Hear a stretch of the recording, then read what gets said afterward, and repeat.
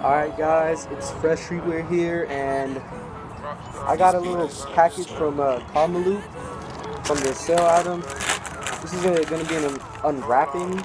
I have another thing that came in, but I guess they're from different companies, so they sent them separately. But here's the Karmaloop receipt. Here's this. I opened it already. Let's open this up. I thought this was black. It's more like a charcoal. It's more like gray actually, but it's still all good. Here you go. Oh, it just has a trust print all over it.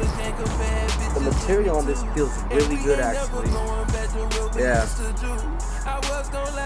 Sorry for that sun glare. That's why I'm standing right here. But there you go. From this company right here, GTA. Don't trust anyone. You learn the hard way. Check them out on Karmaloop. Use my rep code. I'll put that in the description. It's Fresh Streetwear.